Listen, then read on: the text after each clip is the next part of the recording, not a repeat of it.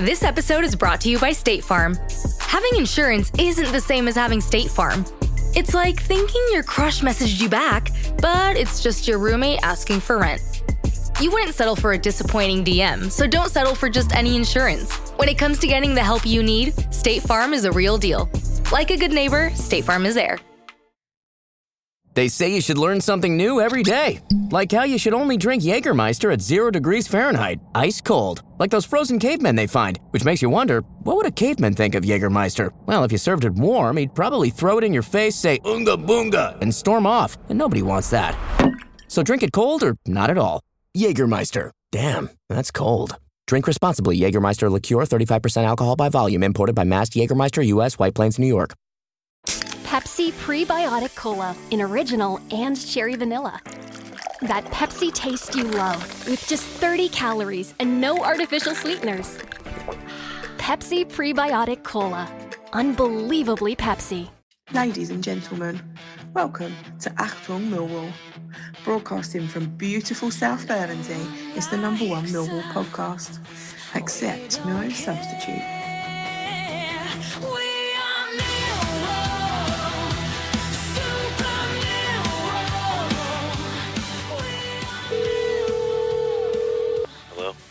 Hello, Nick. Mark Willoughby.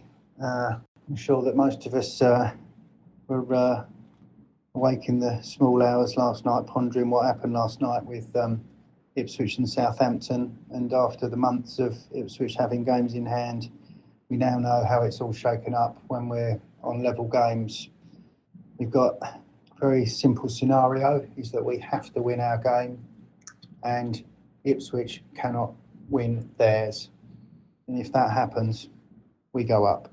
We are 90 minutes away from the Premiership, but it's still out of our hands. I think the thing from my perspective, it's very important that we win that game against Oxford. We don't want a Blackburn scenario taking us into the playoff with what could have been, if Ipswich mess up, but we mess up too, we will have known that we were so close and we've messed up against a relegated team. We've got to win that game to have no regrets. And, it takes us into the playoff with momentum if we just do that. Regardless of what Ipswich do, I think that will put us in a positive light. We will also guarantee third spot by doing it, which I think is fantastic. Because are we really an automatic promotion side? Probably not. Are we worthy of third? Absolutely. We've been in those playoffs all year, so why not? Yes, we are. So fantastic from the players to get to this point. 80 points is a monstrous total.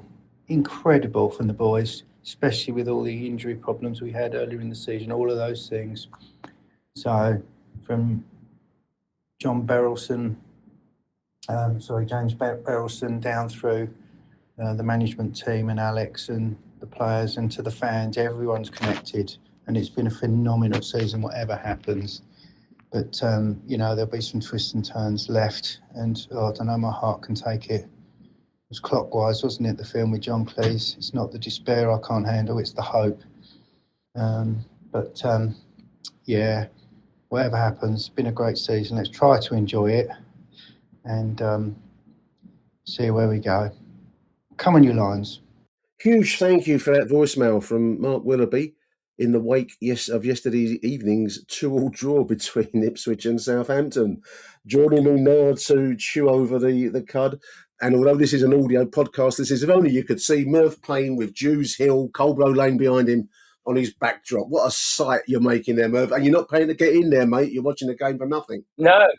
You know what? I never ever watched a match from Jews Hill. I was lucky enough to always, for most of my time at the Old End, to have a season ticket. Yeah. But obviously with Saturday, yet another sellout, and with at the latest count, 11,000 season tickets sold.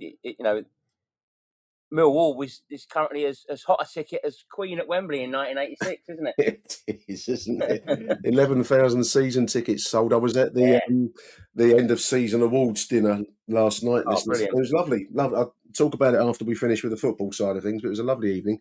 But on that subject of tickets, Merv, there's obviously resale sites doing the rounds at the moment, some of which are linked in with the club. We mentioned it the other day on our podcast, but the price was 170 the other day for a Coldblow Lane end ticket via P1. It's now going up to 300 plus quid.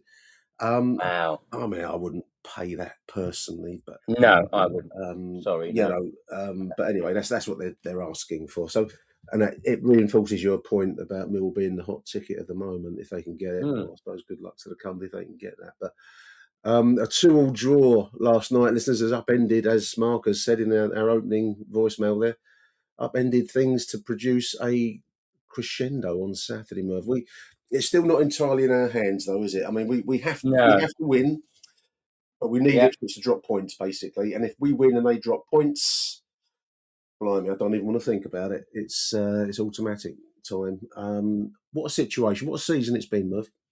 Yeah, I mean, you say you don't want to think about it, but the way it is, we're going to be thinking about nothing else between now and True. And this or a bit later than this on Saturday. I mean, I fully agree with Mark.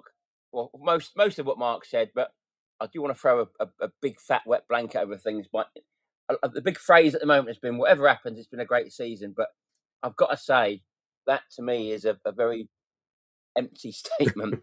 I said to you before he came on, all I keep going around my head is shades of 72. Yeah. Now, I wasn't around then, obviously. This happened literally 2 weeks before I was born. But my dad, he told me about this over and over and over, and it's the stuff of legend. Yeah. And I think the legend isn't entirely accurate, but you know what they say about the legend.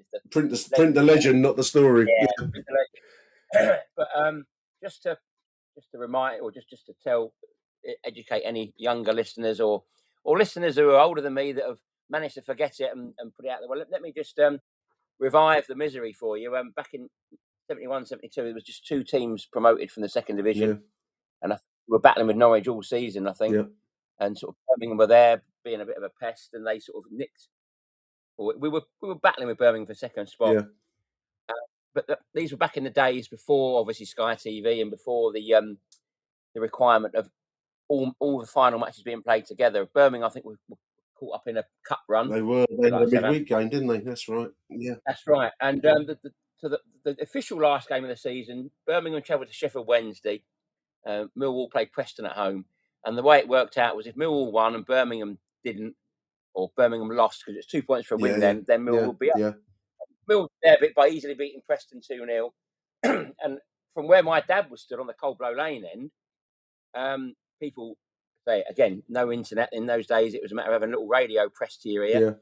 Word got round that Birmingham were 2-1 down at Sheffield Wednesday.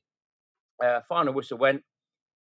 1,000 studied the pitch, and my dad didn't get on the pitch, but he said there was some on the pitch celebrating promotion. There was some on the pitch saying, we ain't up, but sod it, we're going on the pitch anyway.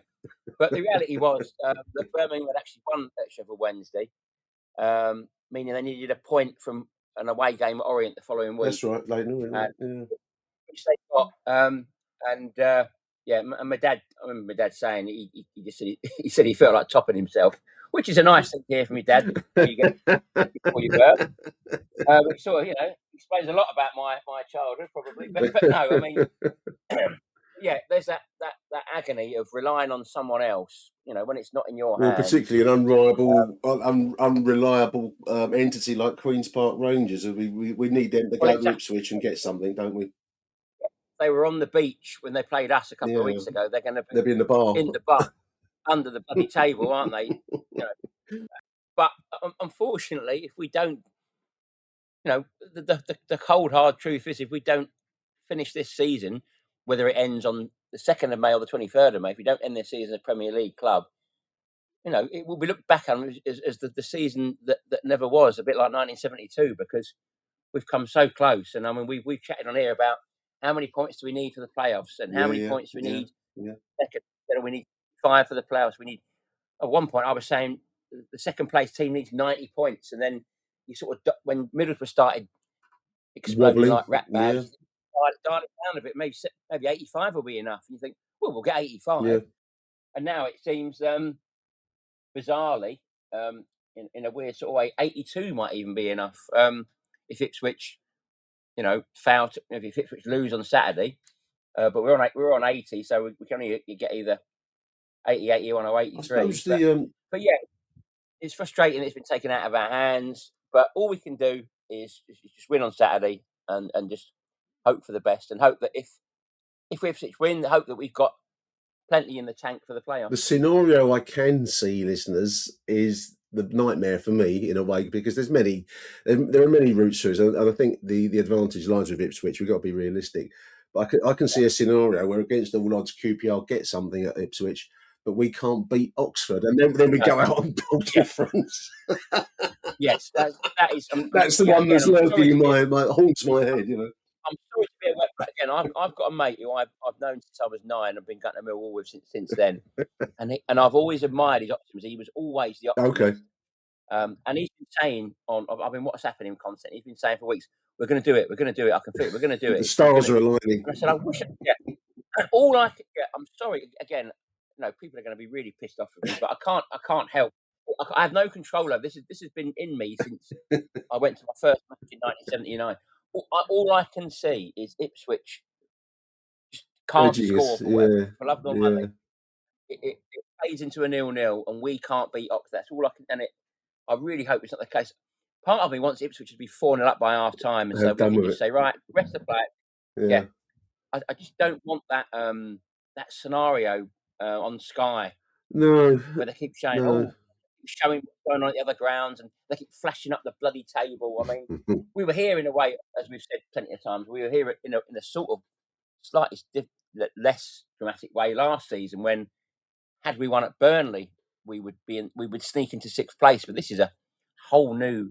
This is up in the ante massively. Well, the stakes are much higher. Yeah, I mean, but when we went, I was watching that on Sky, and we went 1-0 up. Ivanovic scored fairly early on at Burnley. Yeah.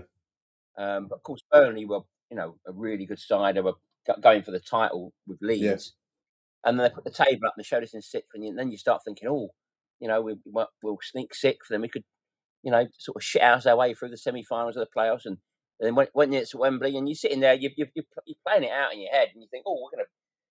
And the reality was, Burnley were just way too good for us. Yeah, they were. I mean, Oxford on Saturday. I'm getting drawn into your nightmare world, Merv. I've come to this call in quite high spirits, and now I'm getting dragged into nightmare visions of last-minute equalisers by Adamu Umaku. So last-minute equaliser. Well, Stern John, back to Stern John in the playoffs. Listeners, I bet you're glad you tuned into this show. People need counselling after listening to this, aren't they? No, I mean, we have to be positive. We have to try and be positive. We've got to win. If we don't win, it's playoffs, and that's the worst case scenario. Yeah, exactly. Yeah, but say my concern has always been how much it takes out of the team, and there was that podcast with Aaron Paul and Massimo Luongo and I can't remember. The other bloke. Wimbledon guy. Yeah, I don't mean, he doesn't like us very much. No. But Luongo said about the mood in the dressing room, and he said after that defeat with Norwich, the players were on the floor and saying, we've blown our chance of automatics," and I was actually quite shocked at that. I was, because that's how you expect the fans to sort of behave, but. That to me was a worry, because that's when I started thinking, if we miss out on automatic, if we got a chance of automatics on the last day, and we miss it, you got to find it for the playoffs, didn't you? Yeah, but on the plus side, and yes, there are plus sides, listeners. We have got the best coach, manager, whatever you want to call it these days, for this situation. I think Alex Neil is a brilliant motivator. He's been there before in the playoffs, as we've said before. He's won the playoffs with Hamilton in Scotland. He's won the playoffs with Norwich to the Premier League. He's won the playoffs with Sunderland, who were at the time perennial playoff failures, finding it impossible to get out of League One. He, managed to win the playoffs with them. So we've got someone who, can whatever happens on Saturday can sort of galvanise the team for the playoffs. But I mean, playoffs. If it finishes as playoff football, leaving aside leaving aside the down feeling of falling into them, if you want, although that's not really the Millwall way we should be looking at it. But anyway, let's leave that to one side. We'll probably be facing one of Derby, Hull City, or Wrexham. Probably. I mean, that may, obviously everything's subject to the football gods, but that looks like the likeliest playoff opponent, away leg first and home leg second. Now, Wrexham, Hull, or Derby, Merv, I mean, those are all beatable sides, in my opinion. This is the problem, isn't it? I mean, we could probably devote 2 shows to Millwall win the playoffs, because that's a whole book in itself, isn't it? I mean, the amount of playoffs where we faced beatable teams or teams we seem to have fallen flat. And the better over the season, I do think we have a better motivating and tactical coach than perhaps we've had in previous situations. Just going back to the end of season thing where Alex Neil made a short speech. I hope no one recorded it because it's a relaxed occasion. So, but he made a really nice speech. He said it was I'm paraphrasing a bit here, listeners, but he said it was a privilege to be at the club. He works with some of the best players in terms of personality and how did he put it? That they will find a way, even if sometimes the quality hasn't been to the fore, they will find a way to get the goal, the result, the win, the draw, whatever the case may be. And he seems to have a real admiration for this squad. And I thought that sounded unusual. He comes across. I mean, he said the interviewer, the hostess of the evening, asked if when does he bring out his the kind of, it's not Glaswegian, but his West Coast of Scotland temper, shall we say? So he keeps that for half time, because after the game you can't change anything, and a calm approach in the aftermath of a loss or a draw or whatever gets you somewhere, whereas at half time you can still impact the game. So all of stuff like that. I mean, just his general demeanour, Merv. He comes across as and he clearly is enjoying himself at the Den. You mentioned Jimmy Barrison, who was there last night, incidentally, listeners. But the whole setup, the coaching setup, the players and the management, the senior management, he seems to be enjoying himself. I can't think of a better framework to be going into playoff football if that's what it comes to. Where is Daredevil? I'm right here. Don't miss the return of Marvel Television's Daredevil Born Again. So what's next? I feel liberated. We're gonna take this city back. Over-medicated. In an all-new season, now streaming only on Disney+. They're hunting us. It's time we started hunting them. I can work with that. This should be tons of fun. Marvel Television's Daredevil Born Again, now streaming only on Disney+. Kraft Mac and Cheese is better than 90s hip-hop. We'll remind you of your childhood without making you feel incredibly old. Kraft Mac and Cheese. Best thing ever. Now at McDonald's, a McDouble is $2.50, so you can get your gym gains on, or just get lunch for only $2.50. Get more value on the under $3 menu. Limited time only. Prices and participation may vary. Prices may be higher for delivery. Ba-da-ba-ba-ba. Achtung, Millwall.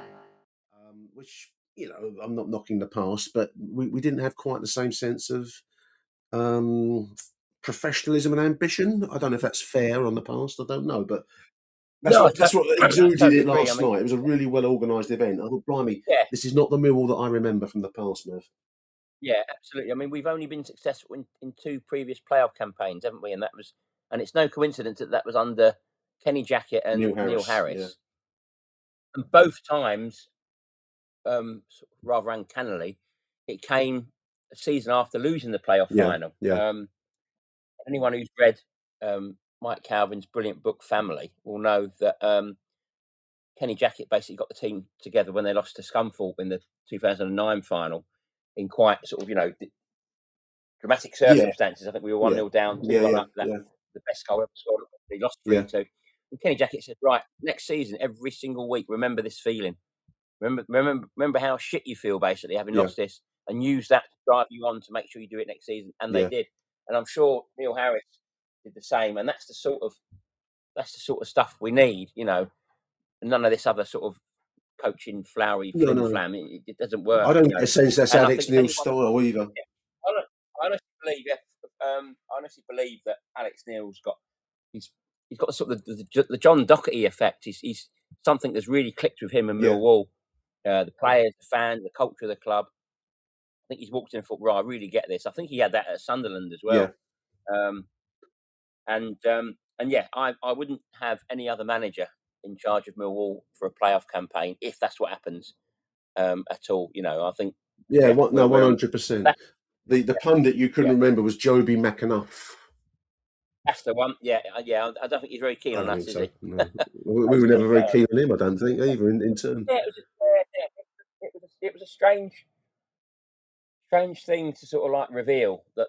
But then it shows the players are human, But yeah, I mean, I think we all felt, we don't want to go over it too much, but whether you like it or not, it's unless things go great on Saturday or in the playoffs, then we are gonna for years and years sort of think about what might have been had we even just nicked a point against Blackburn and Norwich, Or same at Leicester. I mean, that cliche fine margins, Merv. I mean, absolutely. But you can. But every single team, virtually every single team, apart from Sheffield Wednesday, maybe, can look over the season and think, oh, if only we'd not conceded that last minute equaliser.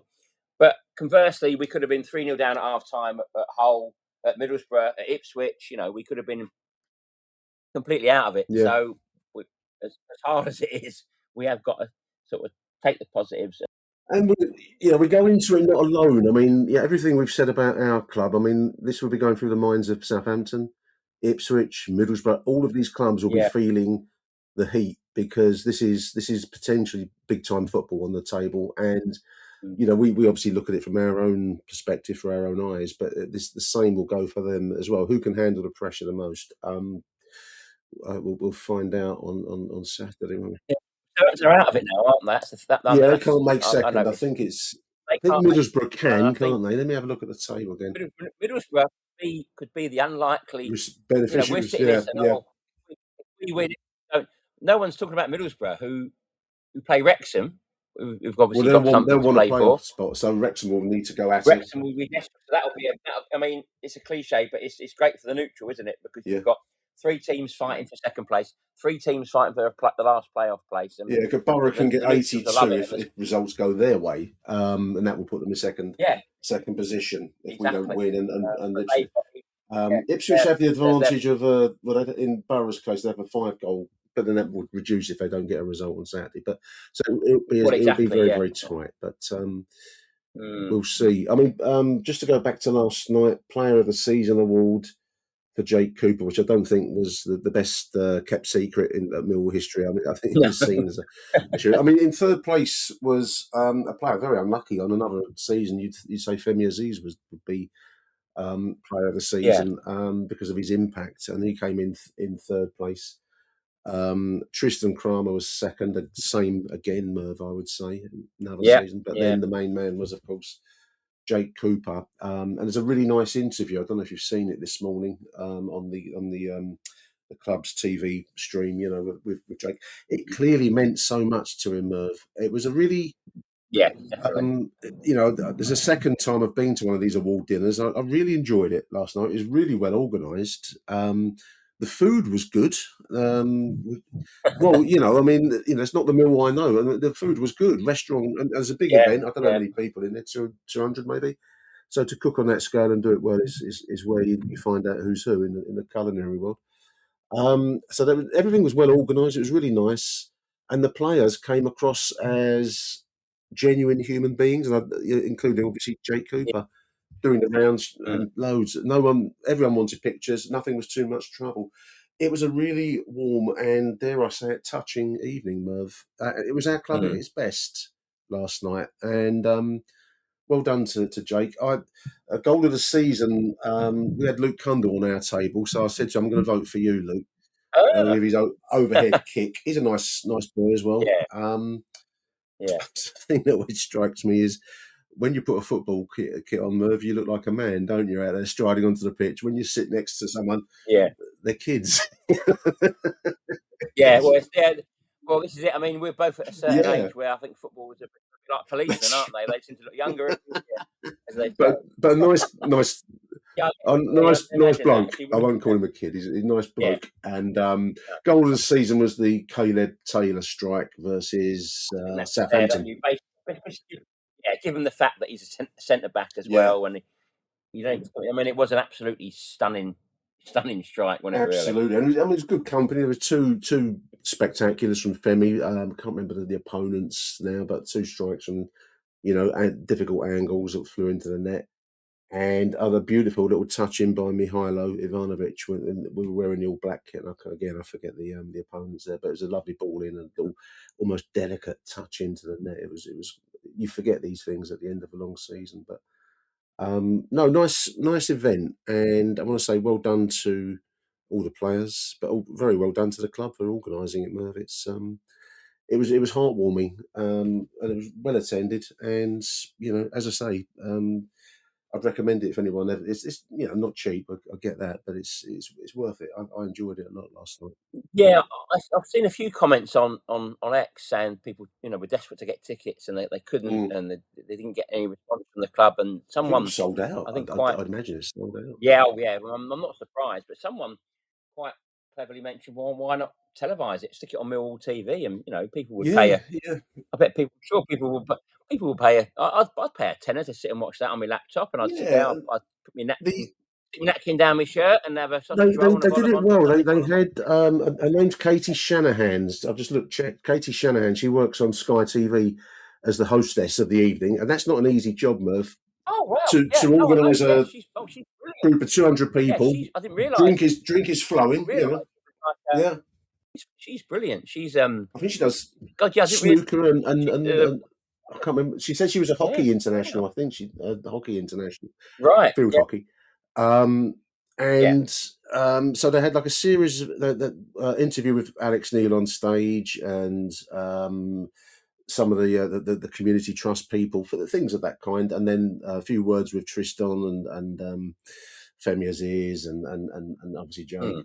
And the special guest for the evening was Paul Eiffel, who'd come over from New Zealand. Oh, and it was interesting to listen to him. I think he was sat with Max Crocombe talking Kiwi, Kiwi issues. Yeah. But no, it was a nice evening, and I'd recommend it. You're right about the beaming of it. If they'd put it as a pay-per-view, I'm sure people would pay to watch it. It was a good night anyway. I enjoyed it. Yeah, the other end of the scale, of course. I don't know if you saw this, but Gillingham. I saw. I was going to mention that on the back of losing 6-2 at Barnet.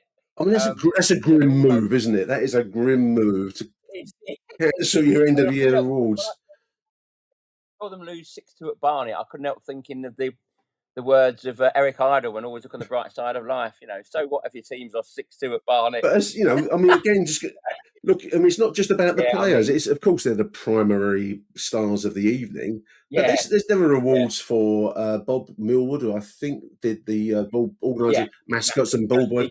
So it's not just the kind of glamour tip of the club. It's the unsung heroes as one of the awards. So stuff like that, and And like you say, not the Millwall we're used to. We're used to Millwall making a bit of a fist of these things, making a bit of doing a bit ham-fisted. And I feel like since James Berylson's taken over, the club's gone. I don't know if it's down to him or not, but I'm not knocking the John Berylson era, obviously, but I just feel like his son's taken over, and rather than just holding the reins, thought I want to make my.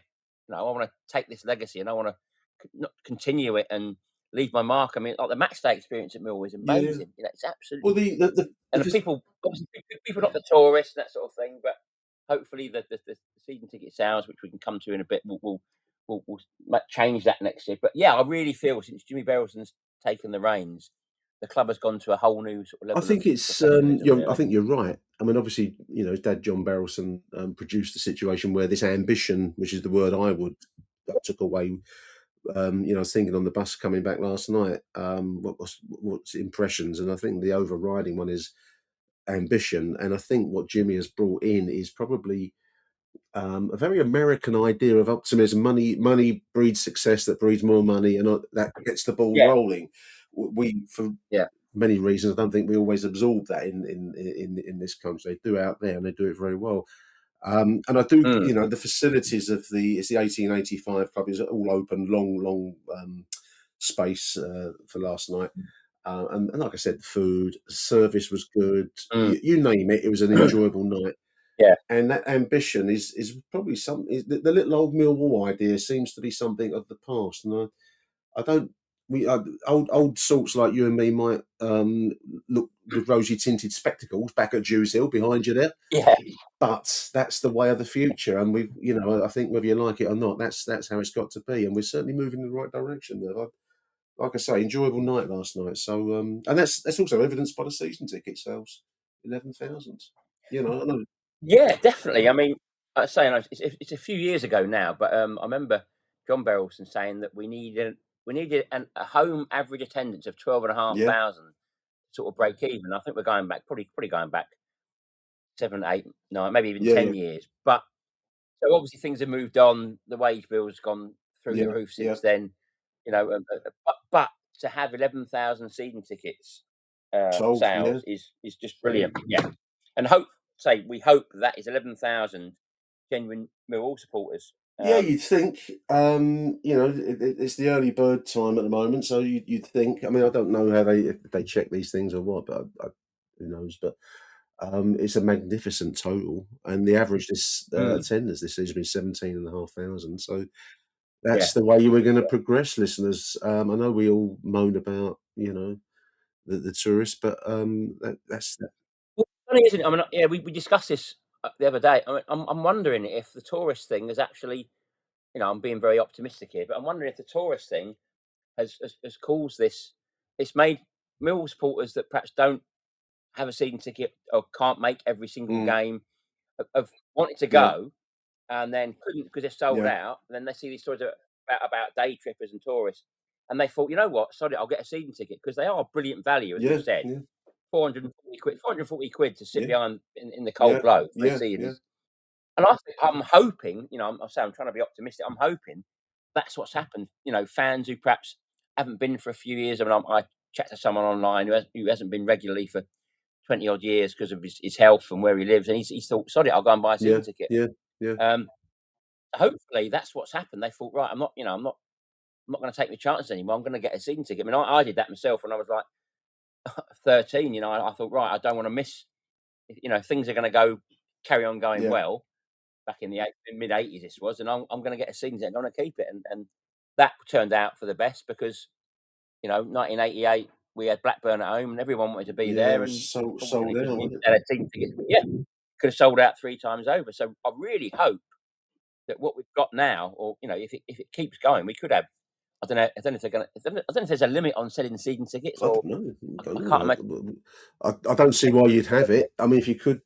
No, I don't know if they would literally sell every single home seat at the Den as a season ticket. If that's the case, and it's genuine Millwall supporters, then whether that's the idea of the they're going to 2/3 and 1/3 the away end, 1/3 for Millwall, 2/3 for the away support. Whether that's partly method, I don't know. Don't ask me about business, listeners. But for sort of walk-ins or the resale trade, have that bit for almost like a not quite a Fulham neutral stand, but it's an idea where you could use those tickets for as you say, walk-in sales, so to speak. Yeah, I mean that's the day trippers, wouldn't it? Or the tourists could go in there because they're less likely to sort of want to have it with the away fans. If you've got some choir from Provence, they're probably not going to cause the visiting ultras much. As I was leaving last night, I was coming downstairs, and Brian Tonks was on the staircase with another chap. And Brian Tonks is retiring, so I shook his hand. I kind of got to know Tonksy a little bit. Often I've sat next to him on the train coming back from far-flung northern outposts, So I said, congratulations. And the other chap said to me, looking forward to playoffs. I said, well, the only thing I want from the playoffs is that they don't finish up in a riot, because the last 2 ones I've been to have finished in riot and mayhem. I thought, if we can avoid that, that's what I'm asking for as a minimum. Yeah, hopefully that. Yeah, I mean, obviously Derby and Birmingham. Birmingham were but I think if we can come through a playoff semi-final with Leeds unscathed, then surely we can manage. Surely we've learnt some lessons from the past. And I think the only problem would be if we had relegation playoffs and we faced West Ham. Yeah, that might be. I think I remember there was a scenario back in what was it, the last season at the Old Den, when for a good few weeks at the end of the season it looked like we might face West Ham in the playoffs, and I remember thinking that was really going to be high risk. And we ended up playing up and we ended up missing out altogether, which might have saved a few lives. That for the best. There we are. For the best in the long run. The Hurleyman's lager would loosen my tongue, listeners, on the way out. So, but a great evening. Well done, the club. Big thank you to Merv for joining me this Wednesday with Merv's show. And on to Saturday. What will the football gods have in store for us, dear listeners? We'll find out. Can I just leave you with something? Yes, you saw me just grab something from my bookshelf there. It's the absolutely brilliant Lions of the South. Yeah. Real History by James Murray, which sadly wasn't updated because he's too busy drinking whiskey these days, apparently. But yeah, it's a real shame. What's the real tragedy is it finishes at the start of the season where we went up to the First Division last. So he never got to describe that season and the First Division season in his. But he talks about. We started the show talking about Birmingham, and he then talks about the mood around the last game when Birmingham just needed a point from their game at Orient because they had super big goal difference. And this always makes me laugh, and something I always think about what to do on Saturday. And he talks about there's only 6 Millwall players could bring themselves to go to the game. The remainder went to their local pubs to take their minds off it, while Barry Kitchener, who had given his all over 42 games, went to bed with orders to his wife to wake him when she knew the result. So I'm thinking I might have to take to my bed. Mrs. Merv, wake me up when you know it. I might stay up all night Friday, so I'm absolutely knackered. And then say to my wife, right, I'm off to bed. Wake me when you know the results. But I was hiding from the score on Friday night at Leicester, and my wife looking, and it was tortured. So yeah, I think we've just got to front it up, and whatever happens, it's been a great season. We won't go it over again. Thank you, Merv Payne. Thank you very much, mate. I appreciate it. Cheers, mate. Thank you. We don't care. Who do you want to watch?